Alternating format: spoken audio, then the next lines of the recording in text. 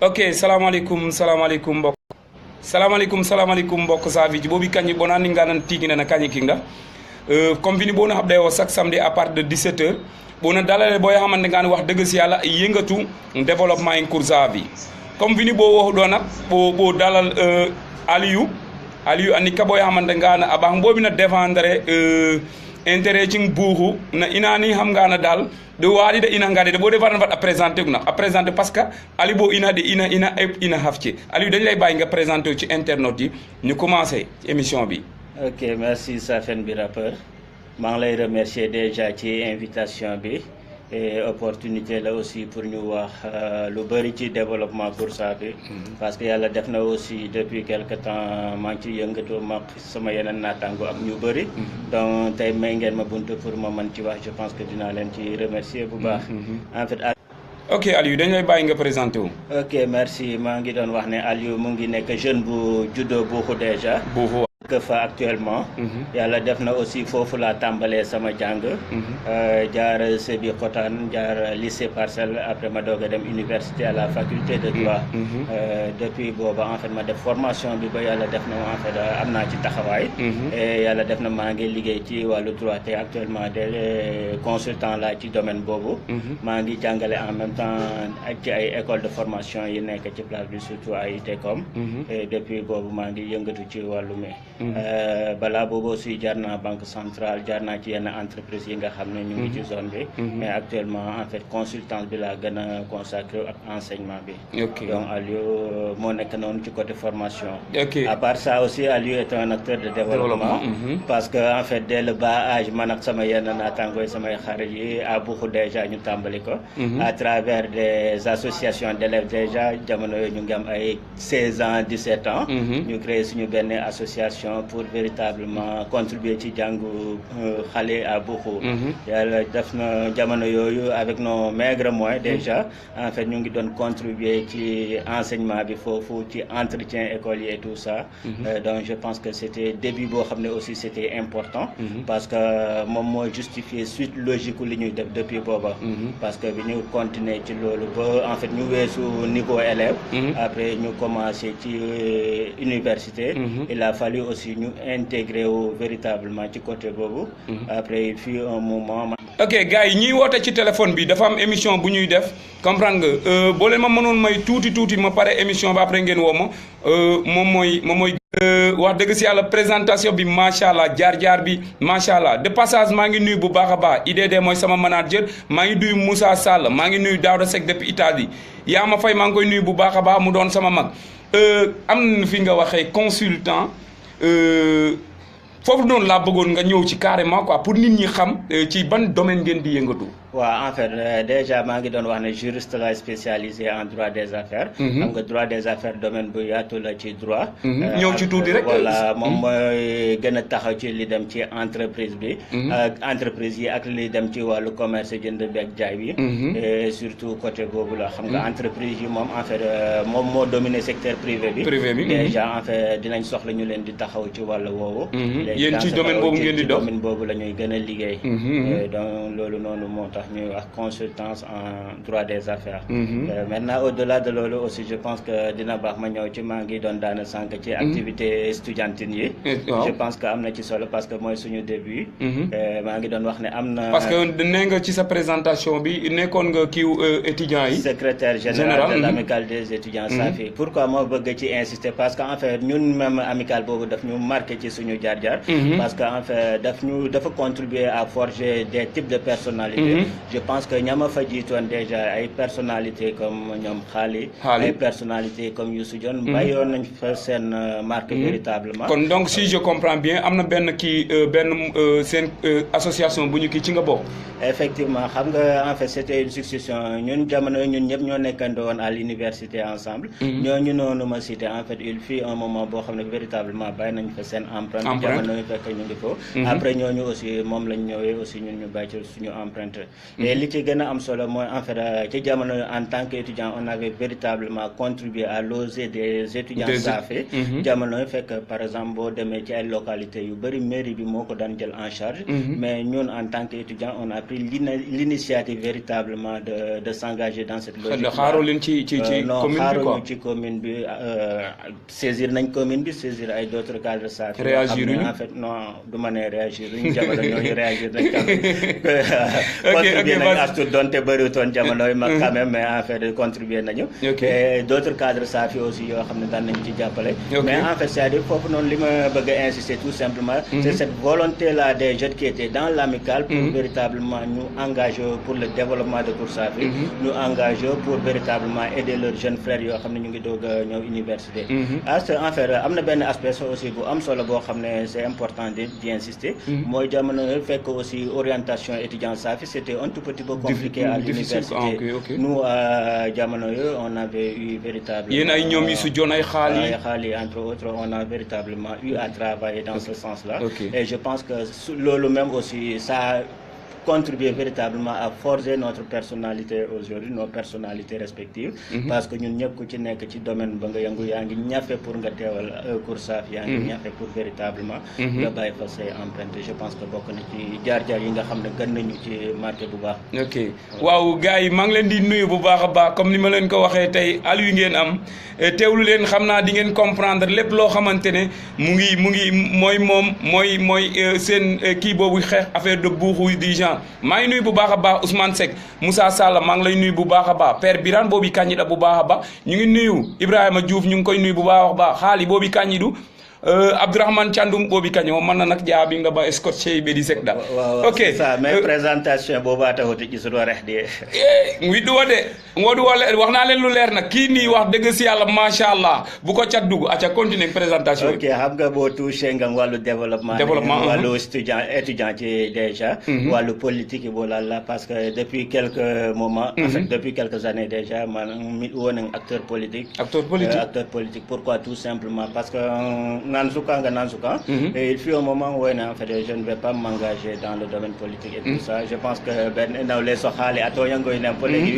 université ensemble, souvent à débattre de politique, je ne vais pas m'engager. Mais il fut un moment où l'engagement de jeunesse c'était nécessaire dans la mesure où il faut parce que au cours de vos jeunesse quoi. Vos jeunesse actuellement politique engagé de Karankapo, Askaning of Mindi Batewal, Ndika for Batewal. Et quand Tumba que jeune ra qui passe ko tumba fraka astor formation la ni waro ne jëm téwal askan ni wax la ni nga ina même dans politique quoi mo la dugal ci politique 2011 parce que jamono yoy aussi fait que dans mon village à Bourou on rencontrait d'énormes difficultés ci nous en tant que jeunes intellectuels bo war njëriñ bo mi neri njëriñ tout simplement parce qu'on n'avait pas ce poids là qui nous permet salam alaykoum wa alaykoum salam na ngeen def ñu ngi sant bu baax baax soxna Fatou fo ñuy woyé ni man ma ngi leen di woyé France ana waa France ñu ngi ci jàmm. ñu ngi ci jàmm alhamdulilah maa ngi rafetlu seen émission bi bu baax a baax. merci beaucoup ñu ngi lay remercier bu baax a baax dafa am benn question bu nga bëggoon poser. di leen encourager bu baax a baax. ñu ngi lay fay. non dama connecté wu rek tombé ci seen émission bi ma ne xaaral ma woote. ok merci beaucoup kontaan nañu. waa kañ maa ngi leen di encourager bu baax di leen ñaanal jàmm. di ko ñaanal merci beaucoup merci. di ñaanal suñu frère bu baax a baax merci beaucoup ko encourager bu baax aussi dis bonjour merci beaucoup bonjour au revoir ok merci beaucoup merci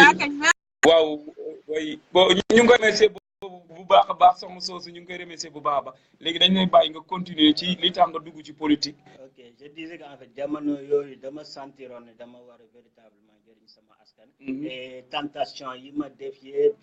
gis naa ne affaire andul résultat surtout problème bi ñu gënoon sonal à beaucoup c'était problème mu ndox bi jamono yooyu ma am ay contact ci est di woote façon bu nekk mënuma am résultat après je me suis dit en tant que intellectuel tout le temps ngay en fait ngay wane ne am nga une bonne formation alors que en fait da ngay dëkk fenn ñu am jafe-jafe pour nga taxaw mais ci sa biir wax maa ngi lay dégg yaa ngi wax intellectuel c'est quoi parce que moo boobu maa ngi gis gars yi di ci werante naan ñiy sori ci jàng du genre affaire yooyu noonu ñoom ñoo te ça revient souvent ci say wax intellectuel. c'est-à-dire intellectuel qualification la. boo ma may ma daaneel après ma ñëw. Ok parce que c'est important de préciser. moo di ñëw daara ji ñu ngi lay siyaar. man nga wax ah. waaw ñu ngi lay dégg dafa am benn question bi nga bëggoon poser. waaw comme ni ko soxna si waxee rek dama dugg rek tombé ci émission bi quoi. ok merci beaucoup. émission bi ça parle de développement au niveau de Safeen quoi. ah oui man nag pardon maa ngi leen di rappelé waat ci kanam tuuti ah. ok pas de souci. ok léegi ñu dem foofu. ok jamono yooyu avec li ma gis en fait askan bi di ko dund ma ne malgré. non mais nag sama question mooy. le mot intellectuel ça revient souvent ci yow. effectivement pour yow intellectuel mooy lan. da nga may ma daaneel foofu parce que c'est important maa ngi doon wax lu tax ma engagé. ci ok pas de souci continue waaw mais ma tuuti rek ma daaneel. continue ñu dugg ci ok am problème. c'est ça parce que en fait c'était une situation un vécu boo xam ne mu ngi fi on devait être utile. voilà ma toog xoolal ma ne en fait jaadu na ñun jeunes yi malgré que. milieu bi xajam na. ñu jéem ci dugg bay suñu waar. te jéem ko rafetal jéem comme on dit wasu ci suñu ax. moo tax depuis 2011 ma engagé ci politique dans le cadre du parti Rewmi. ma nekk ci ak xaalis sama xarit ak yeneen activité ci boobu noonu aussi yàlla def na ñu dugg ci ak fulla ak fayda. parce que aussi ñooñu laa fa fekk ma dugg ci fekk si leen ci. mais yàlla def na ci réew mi aussi am nañ benn niveau bu am solo parce que bokk nañ ci secrétariat national des cadres du réew mi tey. ba tey en fait réew mi bu amee yenn waxtaan yi yenn décision bokk nañ ci ñi nga xam ne en fait dañ ciy joxe suñu xalaat. yaakaar nañ ci côté politique aussi loolu lu am solo la moo tax je tenais véritablement à insister sur cela. voilà bu ma ñëwee véritablement ci wàllu intellectuel je pense que intellectuel bi mbubb la ñuy solal ñenn ñi nga xam ne en fait def nañu benn formation wala benn jàng ci ay domaine jàpp naa ne koo xam ne sax xam-xam màcc na ci benn domaine boo xam ne domaine bu am solo la intellectuel nga ci côté boobu ñun ci wàllu tubaab bi yàlla daf ñu defal ba ñu juddoo ba tey ñu ci yëngatu moo tax fi mu nekk nii bu ñuy wax ci wàllu xam-xam ci côté boobu ñuy wax ñenn ñi intellectuel kon nangu nga ne béykat bi nekk fële ne le intellectuel béykat bi ci côté boobu déjà béy dañ koy jàng kon donc béykat bi nga am na xam-xam bu màcc ci domaine boobu mu ngi ci liggéey bu am solo kooku noonu mën nañ ko woo intellectuel ci béy ok gars yi waaw ñu ngi am contentement tamit mooy li mu am na benn numéro bi ñu dugal mooy numéro WhatsApp bi suñu manager bi dina ko dugal souvent boo leen ci mënee woote pour participer tamit mën ngeen ci woote mën ngeen dugg directement tamit Khady Ndiaye depuis Italie maa ngi koy nuyu bu baax a baax Omar Seck depuis Italie maa ngi koy nuyu bu baax a baax Xaali maa ngi lay nuyu bu baax a baax Birane Ciss Pape Alsane maa ngi lay nuyu bu baax a baax Ngoni Thiaw suñu Cissé ñu ngi lay nuyu bu baax a baax ci sa biir présentation tamit ñu ngi lay dégg nga ne acteur politique nga ci réew mi boobu noonu nag laa bëggoon ñu ñëw ci parce que man au niveau de Safeen fii dafa mel ne amoo leen fi influence quoi seen ñàkk liggéey la wala lan la. en fait dama ne suñu ñàkk liggéey la parce que depuis quelque temps depuis même 2011 2012 avant loolu déjà ñu ci jiitoo ñu ngi doon liggéey am contact yu bëri ak jàpp naa ne jamono yooyu c'était tellement représentatif moo tax en fait du ma nangu tellement nga ne on n'est pas tellement représentatif mais yàlla day def aussi ngay liggéey mais en fait nit ñi ñu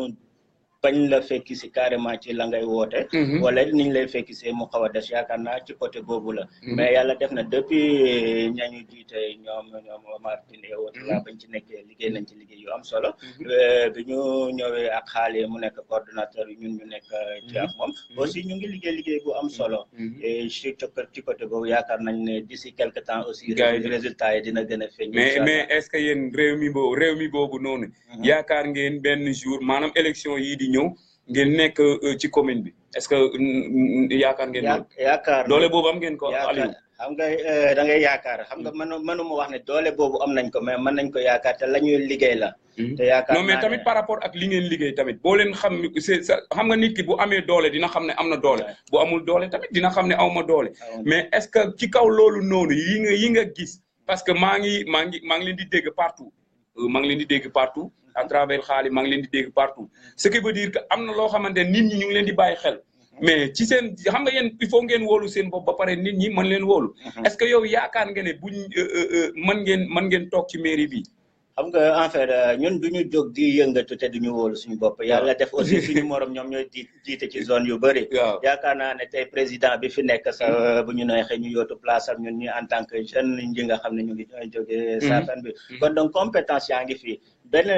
li des mooy en fait askan bi est-ce que dinañu wóolu jeunes yi ou bien mais ñu ngi liggéey ci loolu depuis lu yàgg depuis déjà élection 2014 je pense que élection locale 2014 def nañ ci lu am solo ci présentation waroon naa ci ñoom yàlla defoon na man maa nekkoon coordonnateur coalition Suxali Koursaafi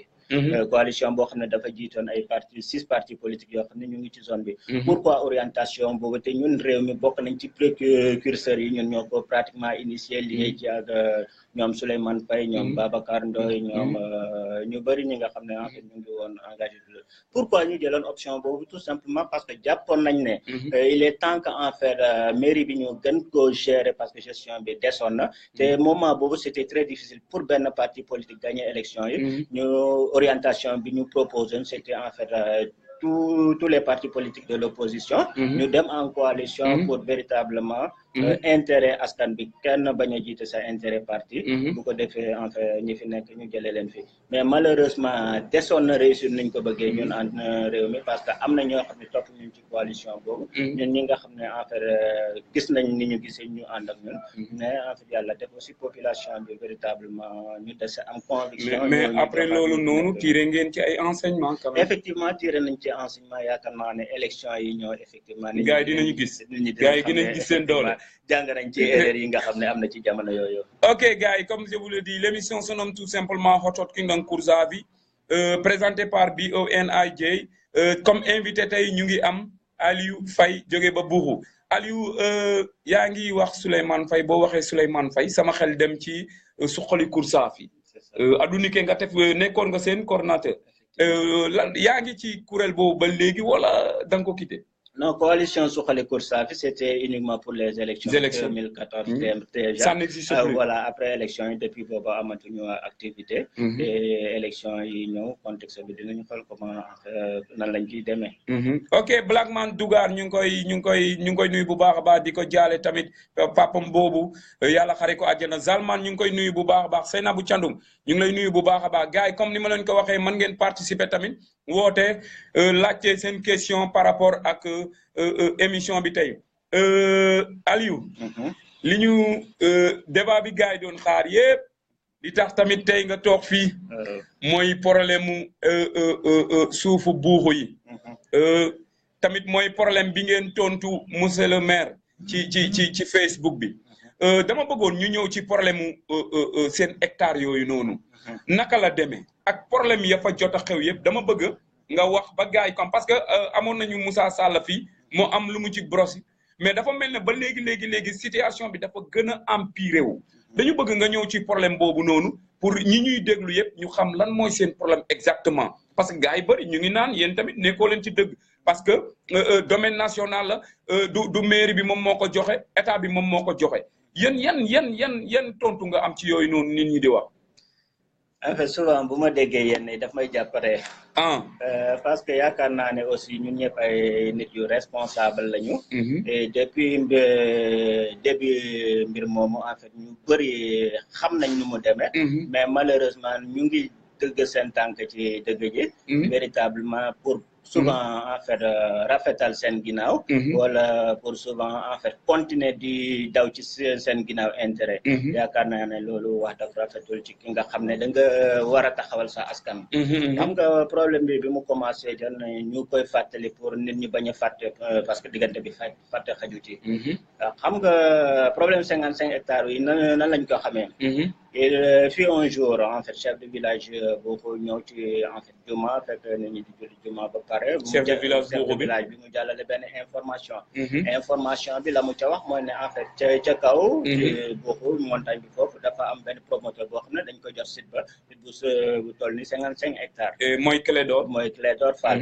maintenant en fait biñ ko joxe mu andi coow foofu voilà moo xam ne mbir mi en fait message bi jàllul ñu informé mairie bi et ñu ne leen aussi à beaucoup bëgg nañu véritablement ñu jox ñu la bonne information. bu ko defee ñu xam projet bi ñuy wax nu mu demee quels sont les tenants et les aboutissants. suuf boobu noonu fan la nekk ci Buuxu. suuf boobu mu ngi nekk ci Buuxu diggante village de Buuxu ak zone économique spéciale intégrée. ba ñu jëlee zone économique spéciale intégrée ba pare la des ci diggante dëkkuwaay yi. maanaam fi ngeen war a élargir wu quoi. fi ñu war a élargir village de Buuxu bi. suuf soosu mu ngi foofu. maintenant en fait promoteur bi ci boppam. bi mu ñëwee pour mu informer population bi. man bokk naa ci ñi nga xam ne dem naa rencontre ba c'était je pense un jour mercredi. bi ñu informer ñëw naa participer rencontre bi Moussa Sall mi nga tudd sànq. ak chef de village ak les conseillers ak certains notables du village. En fait déjà balaa waa ji di ñëw on avait discuté entre nous en tant que habitants du village. comme que déjà leerul. du ñu mën a jox waa ji kàddu parce que dañ ko war a déglu. ñu discuter en fait entre population de Buuxu ñu jël suñu position. maintenant waa ji bi mu ñëwee en fait ci discussion bi véritablement dafa mel ni yóbbaale nañu bëri. mais waa ji lan la doon défendre.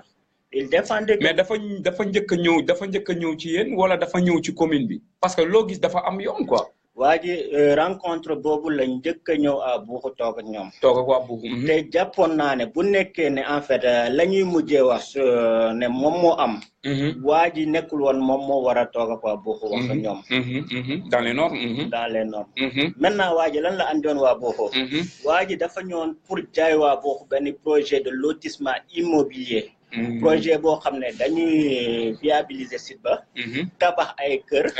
jaay ko ay émigré surtout ay italien mu ngi doon justifier sax ne en fait émigré yi nekk italien dañu bëgg zone yu mel noonu xam ne ay montagne la ay lay tout ça voilà loolu moo tax mu présenté leen si di ñoom ñu bëgg ci investir investissement yi ñooñu war a def c'est des équipements collectifs équipements collectifs cité nañu yu bëri cité nañu ay centre de formation ay stade de dernière génération ay banque yu bëri ay école et tout ça. Ça veut dire qu'en fait kooku noonu dafa ñëwoon pour mu taxaw mu tabax benn cité immobilier cité bi sax mu dem ba wutal ko tur mu tuddee ko cité Mame Diarra. ok ça veut dire que déjà la population est exclue. waa ji en fait il est venu avec des papiers chaque instant mu wane ne papier yi il s'est décarcassé pour l'avoir. même déclassement forêt bi nee na il a déboursé 11,5 millions pour obtenir le déclassement de la forêt. ci benn particulier mais comme c'est un beau parleur véritablement j'avoue que bi ma ko dégloo ak ñeneen ñi c'était un peu difficile véritablement de revenir. gars yi partagez leen vidéo bi s'il vous plaît partagez leen vidéo parce que am na solo trop c'était un peu difficile même de en fait de véritablement de le contredire. man jour boobu man maa doon jël rapport réunion bi Moussa Sall moom ma ëppaloon chance moom en fait papier yi mu doon présenté jege na ko. Moussa il a eu l'intelligence de photographier la délibération. Moussa Sall ci boppam. Voilà Moussa bi mu defee loolu en fait rencontre bi comme il a embarqué tout le monde dans le projet immobilier nit ñi dugal seen bopp lañ fay tabax. tiens Buuxu dina am banque. tiens Buuxu dina am centre de formation dina am ay stade et tout ça. loolu rek lañ doon gis et puis ñu programmer benn. te xam nga yooyu noonu bu ñëwee day indi économie foofu noonu. c'est ça effectivement. te idée boobu lañ doon jaay population bi. maa ngi rappeler même en fait. Premier adjoint au maire. Je me rappelle quand yooyu sorti mu def. Il a vanté ce projet pour dire que Buuxu sera en fait voilà benn ville émergente. ok comprends. Dès lors en fait c'était ça l'orientation qui a été prise par la mairie. mais bi ñu jógee ci rencontre boobu je me rappelle j'avais la gorge tellement sèche. parce que en fait man mënuma woon comprendre depuis quelque temps population Buuxu di yootu espace boobu pour ñu obtenir lotissement. bi ñuy jël en fait zone économique spéciale intégrée bi discussion yi ñu am ak autorité fi ñoom même Aminata Niane c'était que mu ñu réserver ñu benn espace boo xam ne dinañ mën a élargir en fait foofu mu def lotissement et tout ça les PV sont toujours disponibles. Maintenant comment se fait-il que loolu fete bor aussitôt mairie bi bëgg en collaboration d'un particulier moom mu bëgg véritablement jox kooku noonu tout le monopole et je répète même les conseillers du village de Buuxu ils disaient que en fait la cause était perdue d'avance parce que ba woya ngewoon saabi ne njàngara posona. Ça veut dire que même c'est pas la mairie qui a donné l'autorisation ni délibéré pour véritablement l'attribution du site au promoteur. On est pour la DAFCA. Voilà, la cause était perdue d'avance. Je me rappelle jour en fait, bi mu wiiru kaan boo soo nekkee temps or. Après une raison julli sax pratiquement wi nga julli dem faanu ko fi jàngam nga j'étais abattu. Voilà, Marquis a analysé ce watching Njari pour véritablement. Ça ne m'a pas convaincu quoi. Parce que c'était en fait, j'étais en ce moment lucide avec ma tête. Yo tout ce téléphone ngam be ko Moussa Sall il faut qu'on creuse. Moussa won une photocopie de délibération. Délibération est représentée dans papier administratif qui a le goût OK. Voilà, Moussa a envoyé cette délibération dans WhatsApp. Marc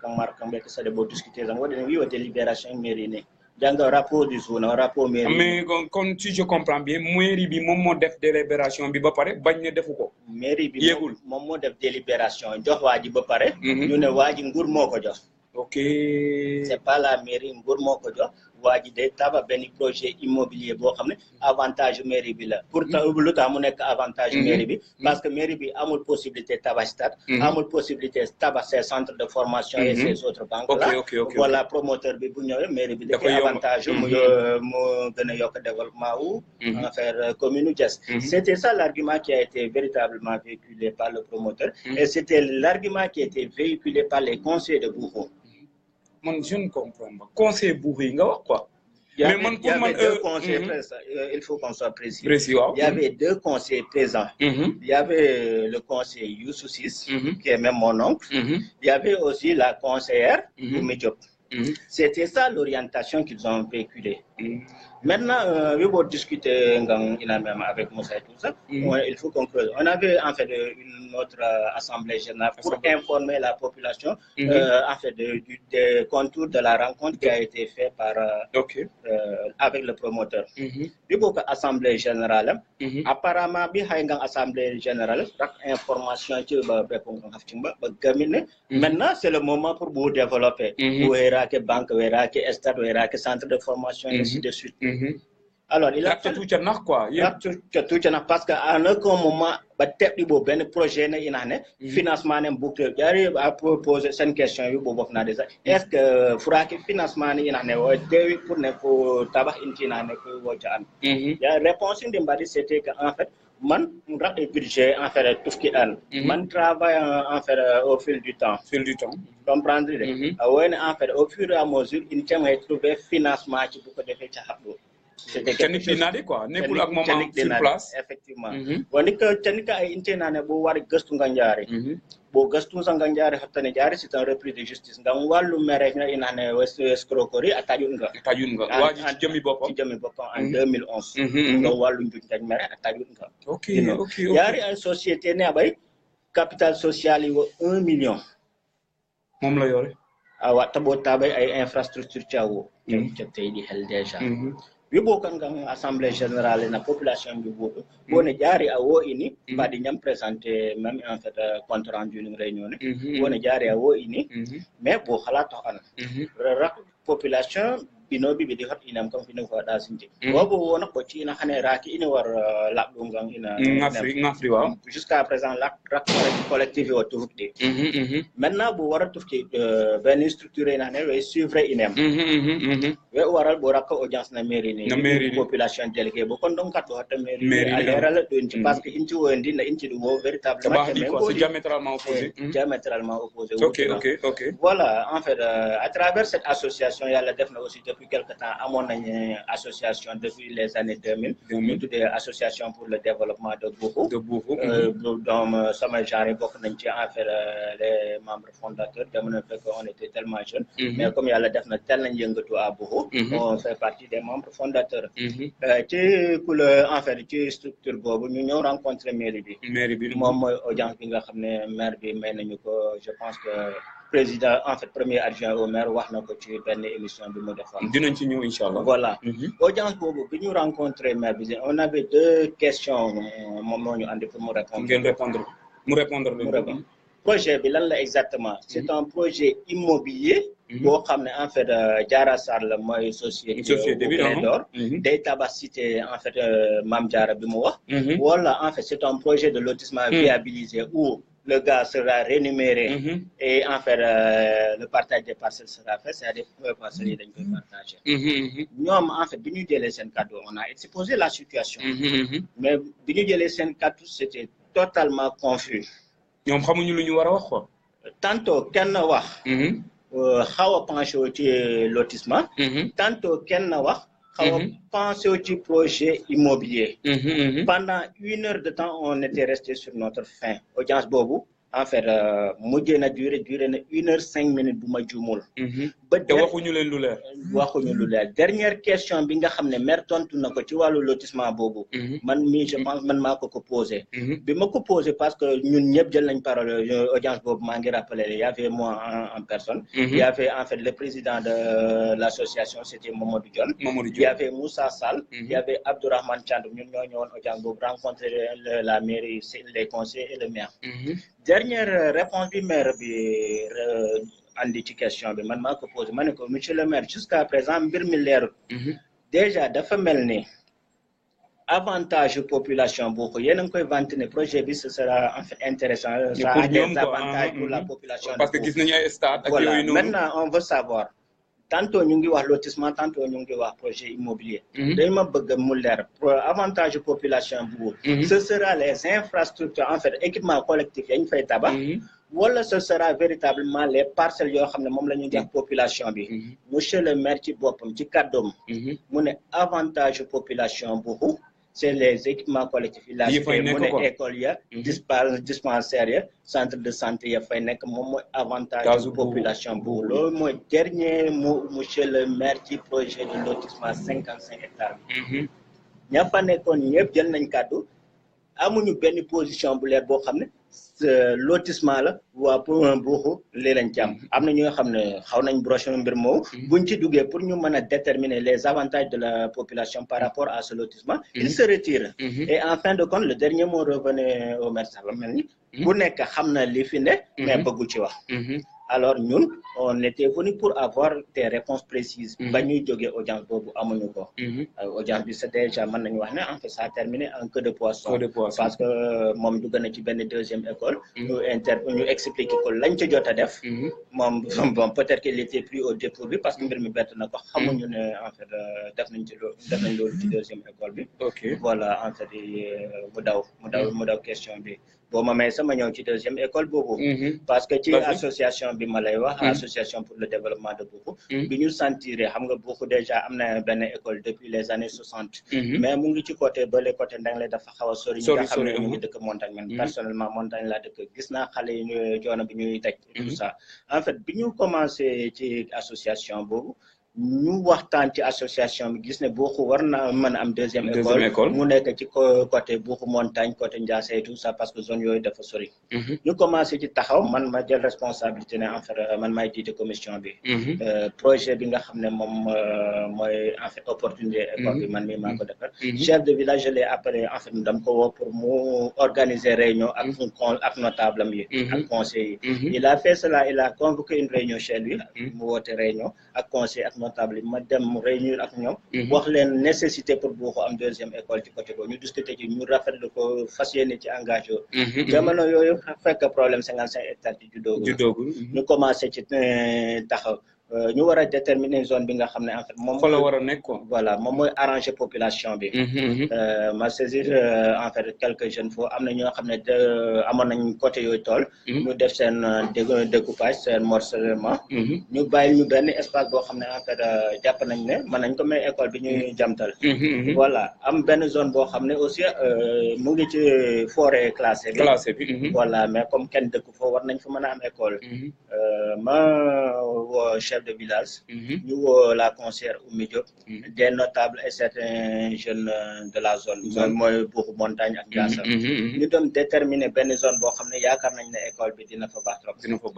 voilà mu desee rencontrer maire bi pour ñu véritablement ñu délibérer ñu zone boobu mais audience bi pour ñu am daj nañ sa fan problème la quoi c'était tout un tas de problème ba balaa avant 50 hectares yi la avant wala 55 hectares yi 55 ba hectares yi. balaa en fait balaa ñuy am audience bi pour ñu délibérer ci zone boobu ñu mën fa abriter suñu école 55 hectares yi juddu voilà bi ñu discuter bu bëri ci 55 hectares yi comme on dit dama jàpp ne maire bi dafa doon daw dugg foofu mu ne depuis quelque temps bëgg na véritablement may waa bokk benn seconde école mais tool bu mu joxañ rek borom tool ba ne du fii man laajte naa sa wax dak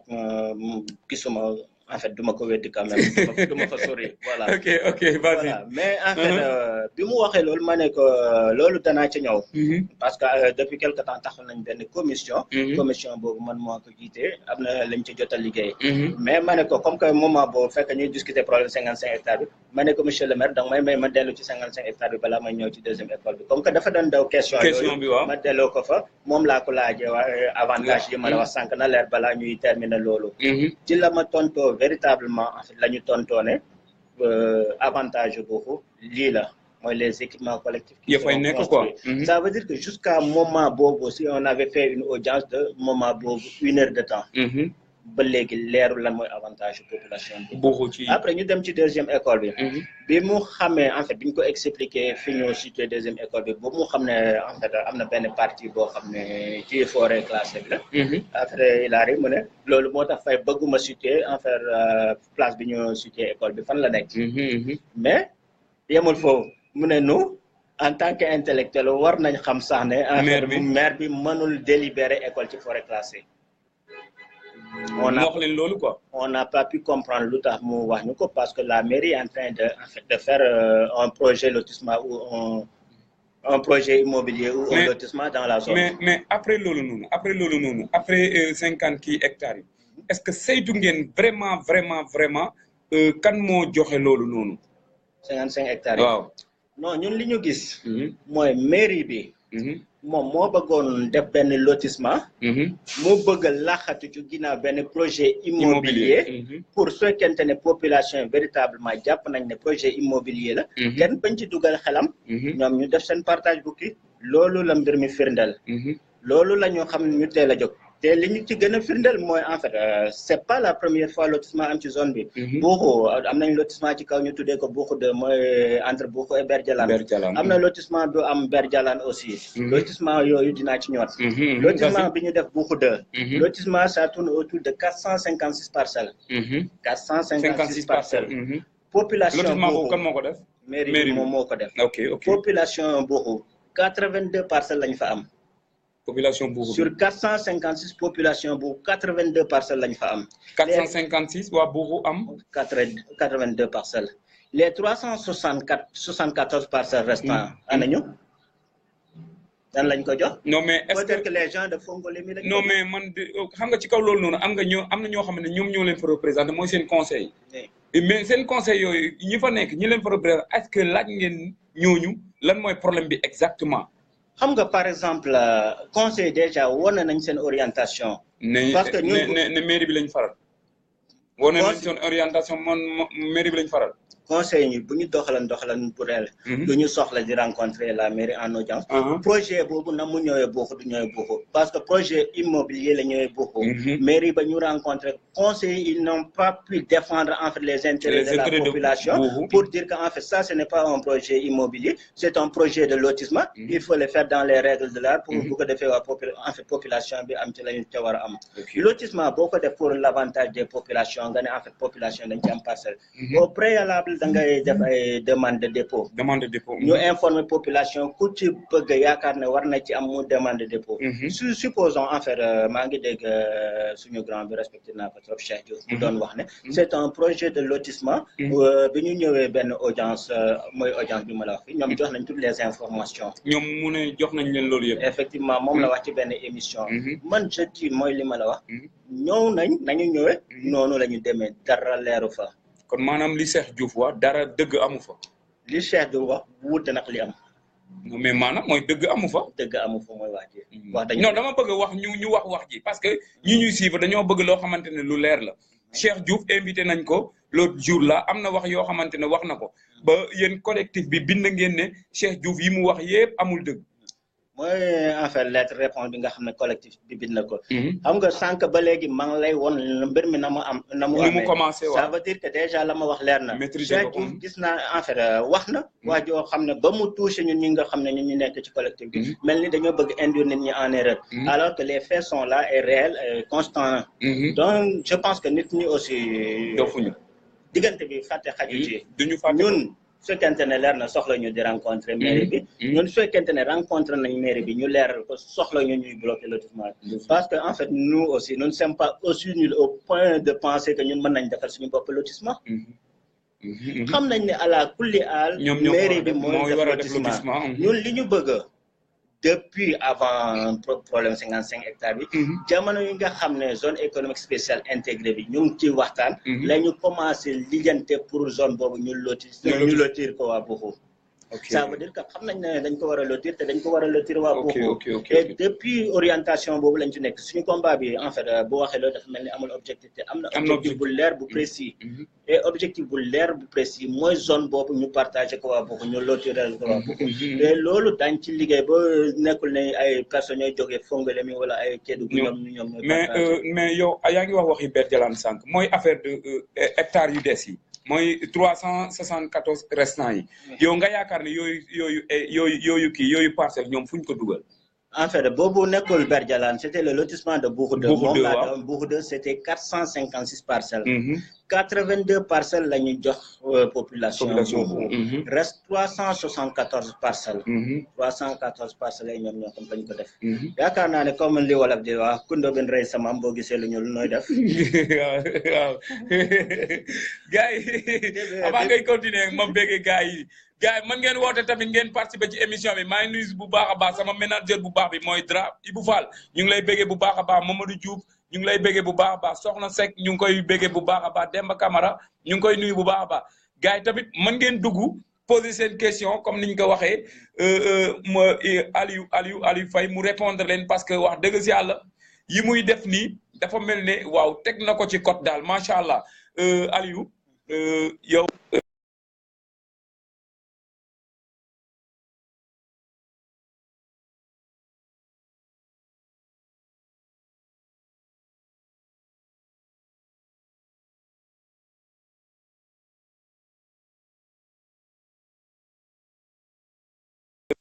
allo waaw am na kii woote ci whatsapp bi Diouf mooy 77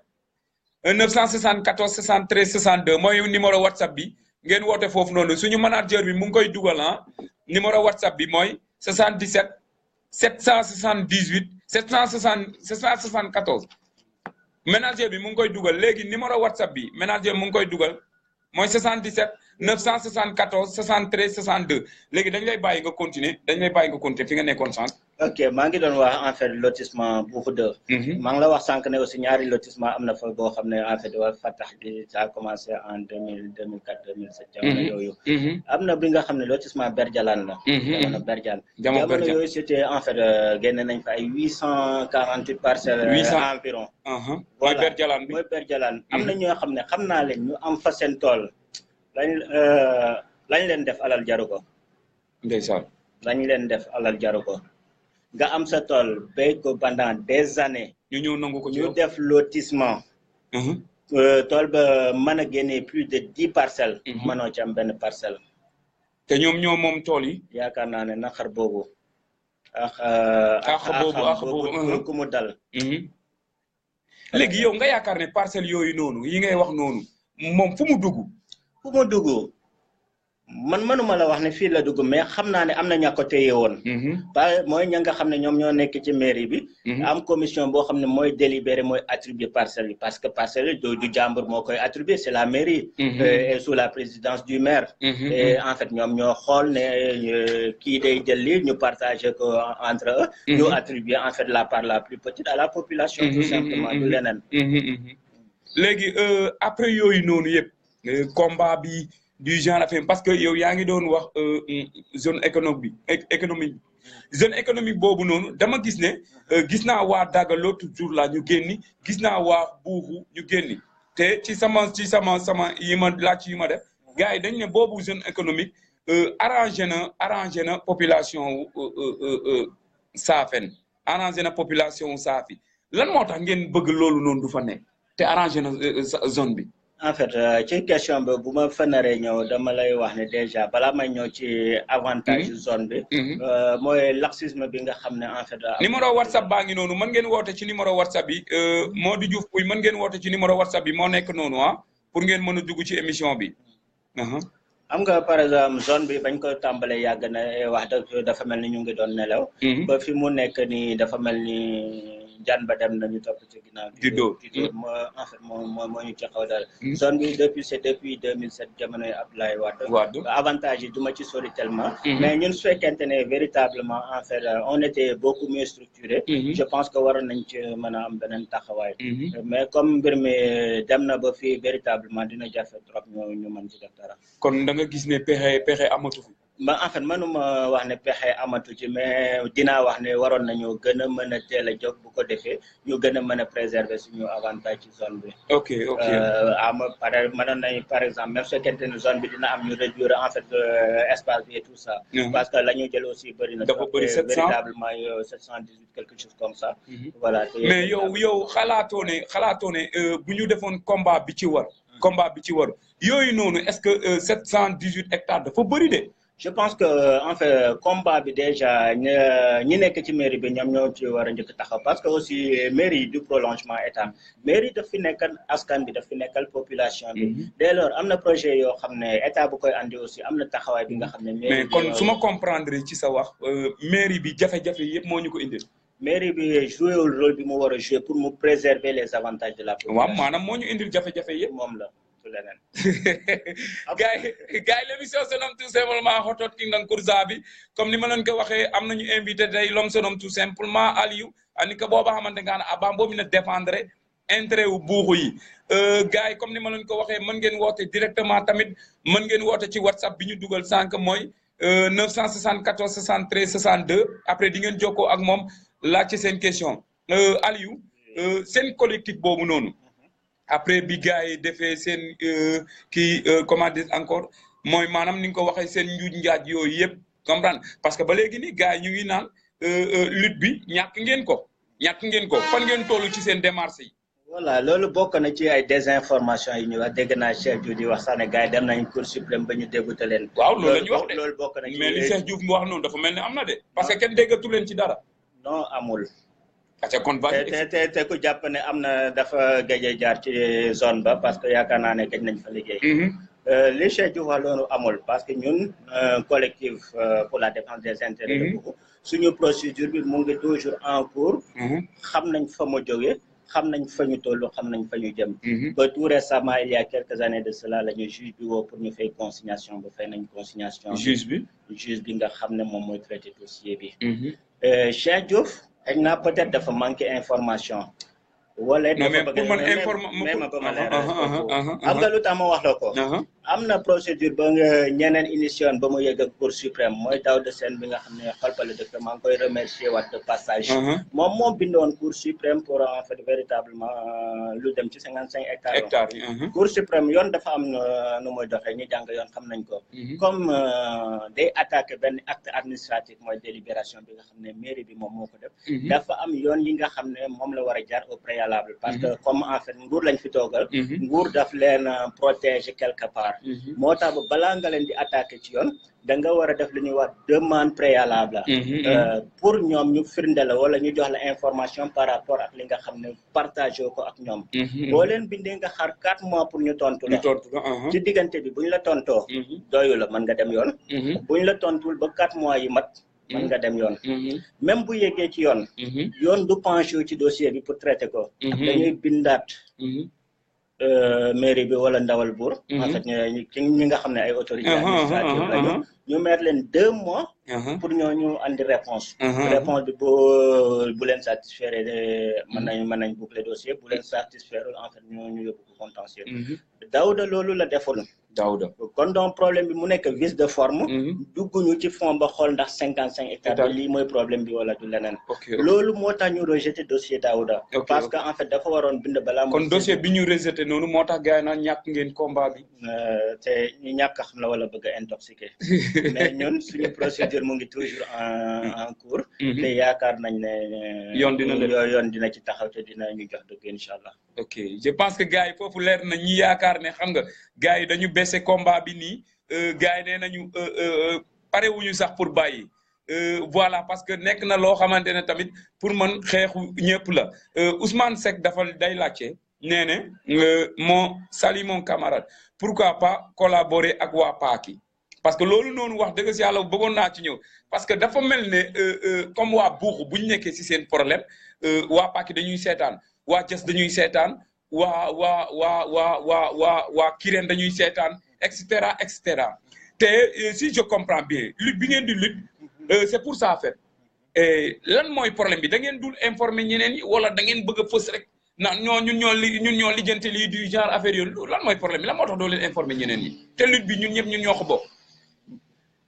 D'abord bëgg a fës bi déjà dinaa la fàttali ne yàgg nga ma invité sa émission ñëw ma. waaw ça veut dire que fës moom yittelu ma. waaw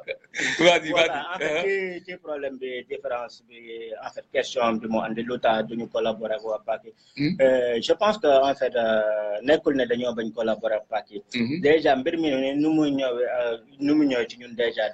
daf ñu bett de telle sorte que dañoo nekkoon ci jafe-jafe pour en fait ñu partager ko entre les villages. Maintenant ñu ko gérer au fil du temps ñu wut information di dajale. mais problème 55 hectares yi ça concerne le village de Bourg et le village de Paaki. mais suñu mbokk dëkk Paaki aussi je pense que côté boobu xaw nañ yéex a jóg. parce que jamono yu ñu jógee. ñu xam ne en fait les 55 hectares concernent aussi le village de Bourg que le village de Paaki. waroon nañu mën a jóg aussi bu ko defee ñoom ñu commencé yëngatu ñu mën a fédérer les forces et tout ça. mais comme que aussi ñoom jóguñu ñun mënuñu dem ci ñoom ñu ne leen jóg ñu xeex. voilà. mais tamit pour lutte bi gën a am portée man pour man ñoom bu dee ñoom defuñu woon seen xel ci loolu noonu pourquoi pas ngeen yebal fa ay ndaw ñu informer leen ñu ne leen ah lii ak lii de moom moo am. pour ma firndeel la rek am na suñu assemblée générale yoo xam ne ndaw Paaki ñoo na fa wala conseil Paaki mu ñoo fekkee ko. ça veut dire que c'était ouvert et ça concernait tout le monde. ça veut dire en fait ba yaakaar naa ne dañoo parole woon pour soobu ci xeex bi peut-être que am na yoo xam ne aussi c'est interne dans les villages. il faut ngeen organiser xool ni ngeen ciy doxee moo tax mbir moomu duma ci mën a sori ok gars yi émission ni wa émission yi ndu comme fini woɗo te ko hotot kinam coursavi bona bekke jaaba xamante ngane wax dëgg si yàlla be di yëngatung développement te Aliou tamit andi ki boyam ngana bo mindide pooling développement fina wodo wara koda mi wilde depuis pour a hay mais hayna ko tuma dogolo ho wote mais Aliou mi rak ini jahito mi kera jes ini mi kera samke ini mi kera holpaki ini whatever Aliou fu ini cem fulim na carak ɗi ɓo njeriñe ini cem fo halate ina ɓo tumen ca intérêt manam même ina minoɗa combani ndu fini wo misko an weeɗi misko heɗa par ce que bonani ngaɗa waɗi hamgana fo waɗi hamgana yaɓne cam moni en fo halat il est temps ɓo ɓekko zaven ɓekko woni ino o rakɓoɓe hamgana ɓeɗne dirige en incing zaven par ce que zavi musɗi yapo po problème bi ɓo rakewɗa est ce que ko halat nde ñakka deggo worakin ɗo ɓo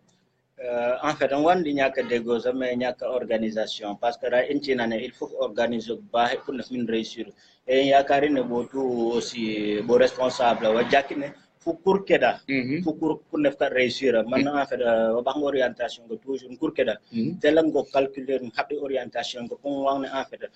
probabilité réussite ou probabilité échec weta ba en fait raaki ego ci nanen raaki ta ngam surtout kur king bi paaki kur king ber kan tout ça man en fait information ci rangazon wang bane wata ci organiser tout simplement parce que en fait c'est très difficile pour engager ni na les tenants et les aboutissants c'est très difficile aussi déterminer wa si fang bay nga fo so bunga je pense que ini min bo gan ambo wenne par exemple ini ci fo sinti kur nu ngada ba organiser po ba ndeng bo hantem ngam même objectif parce que bobi parce que marque lu ci jënd ci en fait jaminnik mais waste ca bay ca wuute wala niveau d'information même wuute weta po nebang lol par exemple bo aussi ka waka information ina carrément ini wedi bon hinyo ini bo kangandi mais aussi ganu fu cour pour nef dokis fu bof non cour ka pour nef rak résultat weta ko halatine ini tiam bo batat cour no nek halat di ci tang bo baye waya hang hinyo se bo nga bo ngana hinyo bo de cadena et tout ça bu ko defé wo min intéressé bo besnu be ko da bo bi hay mais wonik patch do aussi force ci c'est sûr que en fait ça me house of love ok boobi kaji du bu baax a baax fu ni boo Pape Souley Ndour ñu ngi lay nuyu bu baax a baax sama xarit Zalman Sali Pouy boobi kaji bu baax a baax gars yi tamit mën ngeen poser seen question wala ngeen dugg directement wala ngeen woote ci WhatsApp bi voilà comme ni ma leen ko waxee l'émission se nomme tout simplement Hotot Inang Kurzabi présenté par BONIJ comme invité borak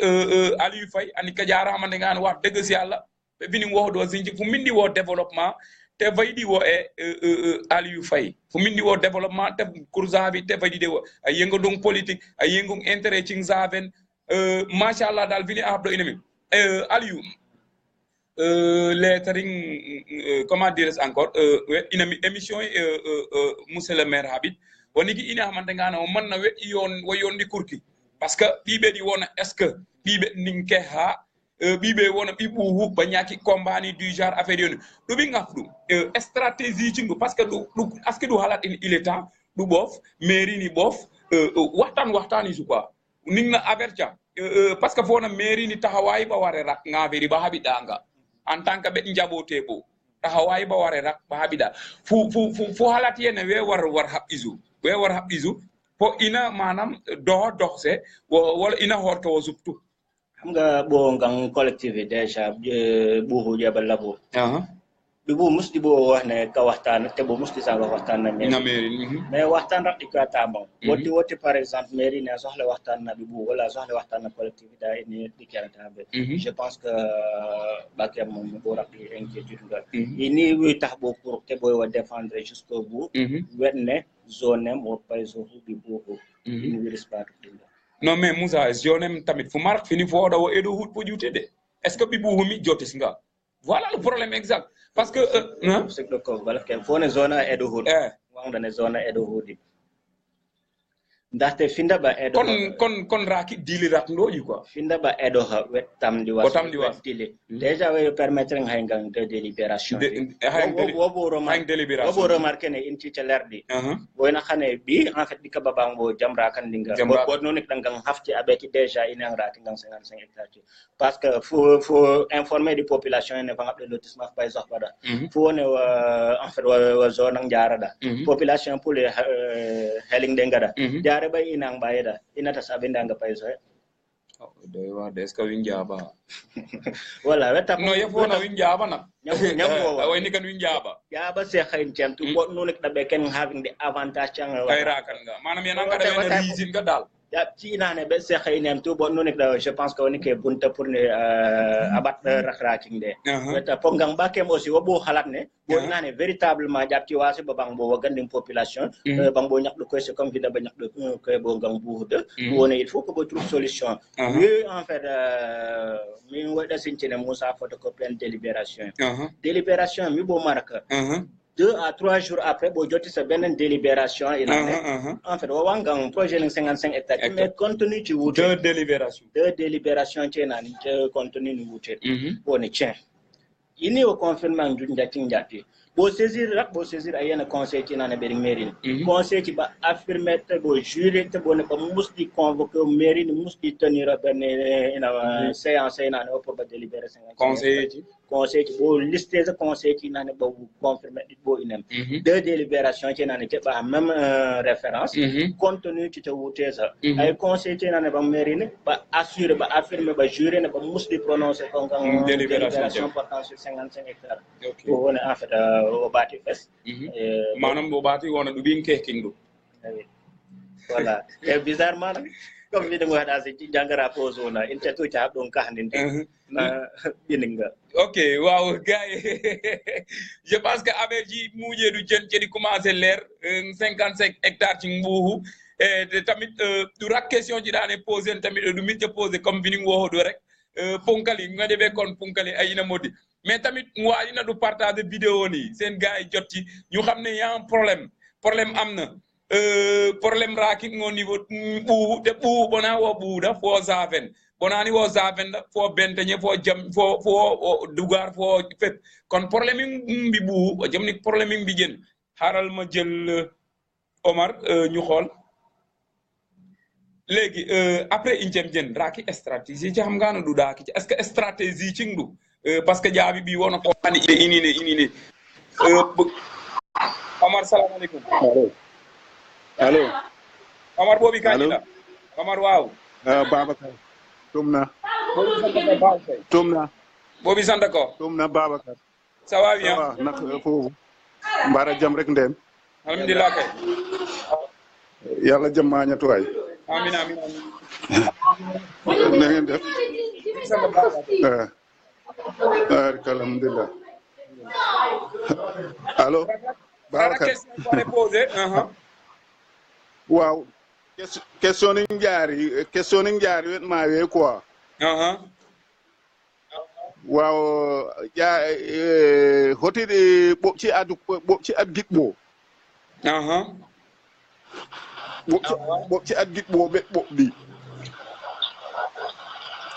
ɓoɓɗi wonana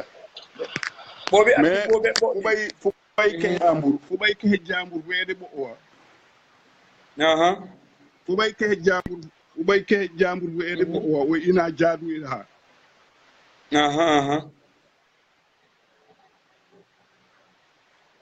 allo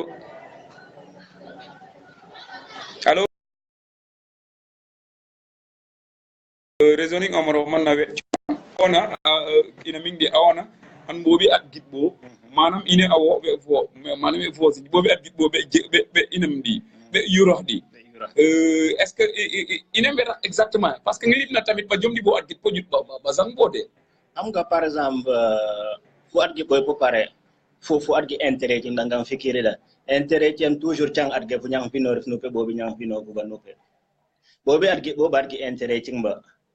be de ñakam fino intérêt ci mba be dinu bobi bi ñakam fino intérêt ci mais est-ce que inem fe ñin nga ba man na bu ngam yo mom ta ci hastu nga fol de te jaka ba wala ok gars comme ngobi ni ngodo émission momo émission wedem manam kehki wadna wo zendi bonani ngara jeriñu nga saben jeriñu nga parce que objectiving émission yi wedna fe fo saben problème na saben na problème ci mba ci keru ni ke stratégie ci xam ngana parce que temps yi wa man ini taskubo wa man wala ici légui stratégie ci xamanté ngana ceddu du en tant que collectif et stratégie ci du da habden po in cem ci revenir du cedye du na ina may quoi stratégie ci ngu payo ade ini no xam nga ko tumi aussi comme vinde constater bo be din combat wa rehde eta po bo ne bo hiño sa da mo stratégie ci ndafte bo ta de fam bo fa de na stratégie dina pas fiki de so ko ngade je hote mais fu bo mit amna terrain cem ala kuliali ci hay zengadu bo hiño non dina me question yaade ñam na wona lool du sama question dama ne est-ce que yaakar ngeen ne sen terrain yoyu nonu dina ñëwaat ci yeen o yaakaar ne 55 hectares tiam waaw mais plus de 55 hectares tiam jam payso c'est dembi buhu nabi paki ok kare o ki côté 55 hectares ci na ne ci hiño sang na plus de 55 hectares ci na ne ci hiño manam 718 non pas 718 vas-y voilà. 55 hectares ci na plus de 55 hectares c'est-à-dire 55 hectares ci ra inchante ge nga bo yaakaar ne bi bu he ci payso c'est nabi paki te tax bo bi hiño télé di cour kenen bo hala faza Daouda depuis Italie maa ngi lay nuyu bu baax a baax Daouda maa ngi lay siyaar kooku nekk koo xamante ne tamit mu ngi ñuy suivre bokk ci internet yu baax yi ñu ngi koy nuyu bu baax a baax voilà dafa mel ne li ñu dese ci émission dafa mel ne ca walaay di léegi mu waale inino wetna combat ni c'est ouvert à tout le monde wala du wa wimbu rek. Non, en fait, combat c'est ouvert à tout le monde. Bomindi wone weng buku. Am nga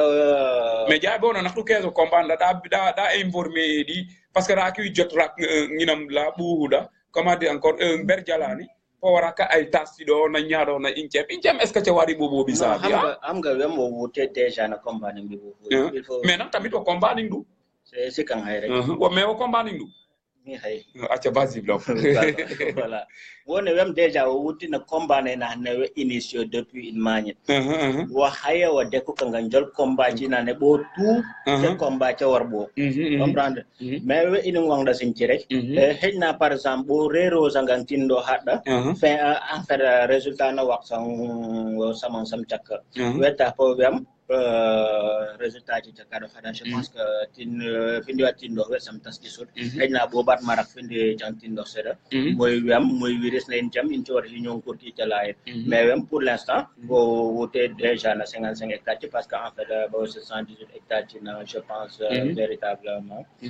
central en fait inami quelque part cham ci sami woté na 55 hectares mais ambane hiño hatti talaay lol weta ko il faut bo organiser pour ne ça va organiser voilà bo min bat hiño binda waro bo min bo revenir ko tumi bi bo déjà ba ciblé hiño bangang 55 hectares déjà bo be di avancer nga tino ci greffe nga de bo nu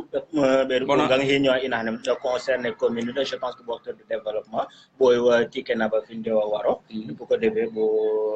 rakando résultat binda waro kon comprendre bu baax du pareil pour bépp lit xam nga na walité pour ça fen effectivement ok gars Youssou Dione bobi kañi da bu baax ba Youssou Dione ay wodana courage Khadijatou Pouy ñu ngi koy nuyu bu baax ba Daouda Seck ñu ngi koy nuyu bu baax ba comme ni ma ko waxe légui fuy nga fu raken inci xamante ngano cet bay won jaabi xamante nga be baax na da na lituda na raken inci am ngana cet bay won jaabi commune de Thiané ni kan ye manam frak inam ngana frak inci am ngana fay we jaab validité na ba rak inci am ngana tamit foy faca adresser pour commune parce que fono commune be inani inci jakat pote rendida fona commune ok ngam walu commune des gens rax ina mbaw parce que en fait boy ina ne fasiyene de jakke finda atindo mom nis de rebe solution bobe de 2019 so kongal bo nis bandi mais en fait balang wan bo ci nane be baxna so hiño ngam collectivité je pense que nga wona jeunesse ça fait parce que quand ambon bo waboni ko en université comme fini wada ngam cadre amical bo kat ka bo université yi gen bu yi gen yes yi gen paquet tout ça on était une famille et quand on va aussi pour réaliser des choses extraordinaires weta pondam aussi jeune ci baba tat engagé pour la cause on a rakone bek allô allô allô wa bobi karada ça va bien moju ça va bien bobi karada bay kay maa ngi lay dégg bu baax a baax boobi sant ko bàyyi kay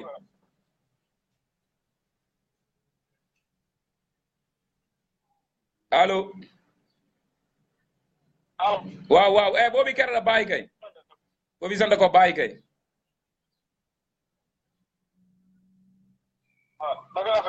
sant bu baax a baax yaa ngi ci biir émission bi yaa ngi ci biir émission bi dafa ke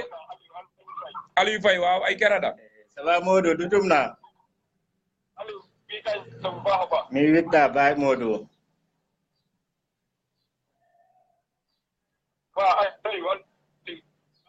ok merci ay wirinda bay kay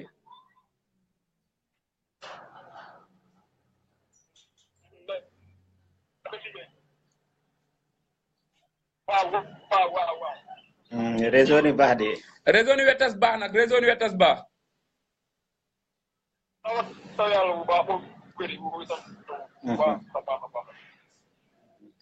dafa mel ne réseau ni web baax di Diouf ñu ngi lay jël mais réseau bi dafa mel ne moom moo baaxul léegi foo na fu raken inifane adresse Abdourahmane Thiandoum mboobi kañ da bu baax a baax kooku moom waaw sama nit la ñu ngi lay nuyu bu baax a baax vas-y ok wone en fait ngang adresse ke d'abord ngang jeunesse Safen waaw quand tu m'en fini wada bo bon ko université on est une famille et otebo in life parce que innum bolo am su ko habile woni kan réussite laki inti nane hande ngacandi en fait mais étudiant ci safen be précurseur ci je pense que donc logique am étudiant ci safi ba continuer da développement ni cours safi be bay relever parce que costume bi ngandi ba mañi lol mais ba bo fe bo frak bo bo frak de ba bo fa ba comme légui fa na bo raki légui ba bala woti bo fa la en cours safi parce que costume aussi billahi de man na ya ba falata ya ba non prononce man da way man na bo parce que bo pare pour ne bo bof mais en fait wadde insister ngal quand même non mais ni na fu am nga bu fa habde politique ni na fu fasiyene no fu adina du bof tamit fay won wo jaabal du adi bof parce que ini ina min na CV ni na tek di machallah comprendre nga bini ba wo he bonani nam da tek tamit peut-être raki bam ngana ba zidu ki da ba musti do to bo ol ki dan ini inci bawe comme ni nga du wadi bof da du wadi bof ndi wala ina effectivement depuis quelques années pour déterminer orientation so ko an kada boy habde le maximum possible pour 2019 bo bof ça fen am bo bof rewmi bobi bi rewmi ina ne xale jité o wote boy habde véritablement djego lay kan walu inti nane jamaki kan kursa parce que bo tolo indiqué nane il faut que aussi tindo hade o jaksido e bin nga insoti in ci bay to il faut ci badu bo bay moddu bo man allo Cheikh bi ñu ngi lay ziar de waaw réseau bi mooy daw nag waaw boobi kañi na boobi kerra bayi kay waaw léegi watane aha wala mi kay bu baax a baax boobi wiri nda bayi kay aha tare mo mi kay baax aha sama amu dikando c'est xotal aha mais ça fait on bail là pour c'est vrai bo jangalon c'est bien ça aha ensemble aha de toute façon mi suivre ko ngam depuis lors aha à 55 comme 56 hectares 55 hectares aha mais malheureusement ngraɗi temps pour cette suivre émission nga exactement déglu bi aha de l'émission par exactement les tenants et les aboutissants ok waɗi probléme tanga dal on mi encouragé wa merci félicité merci et modi le côté dim safen problème foncier au posé donc si on se laisse faire alors safen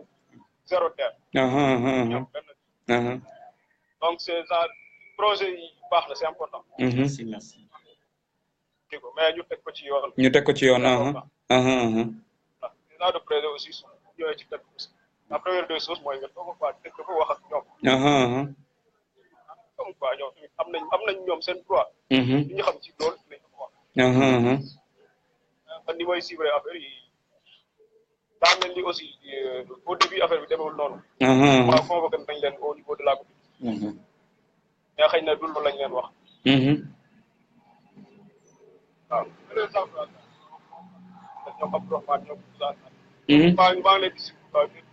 ok merci grand ok merci beaucoup aussi maa lay remercier bu baax a baax c'est la première fois aussi man ma dugg ci émission bi ok merci beaucoup sam merci beaucoup moo tax ma xaw merci beaucoup grand merci beaucoup depuis mes encouragements quoi ok merci beaucoup abolang merci beaucoup ok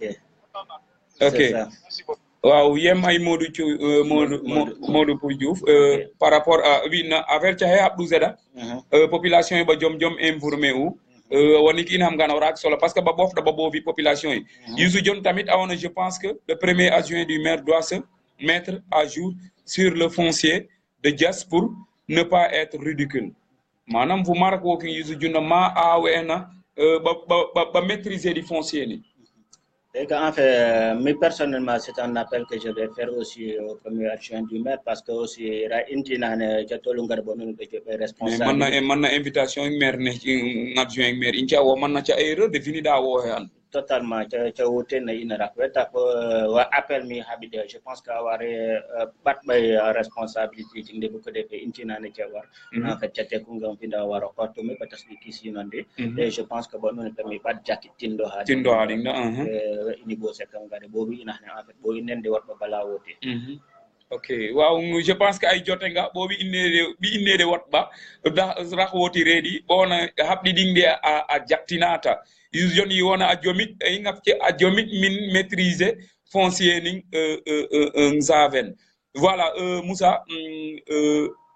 limna débat nem bo ina min gade bo ne lalan isuut politique bo taj émission parce que temps bo raaki wax deug ci yalla man na bo écouler de politique zaven vo hoto ona. En fait, la politique c'est vrai que watasi inline. Et on est déjà politique et base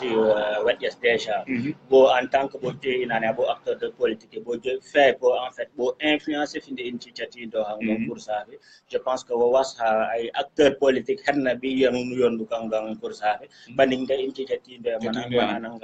mais quelque part aussi population a une part de responsabilité dans la mesure pour autant véritablement opportunité de peut-être qu'en fait comme on dit bâton de Damoclès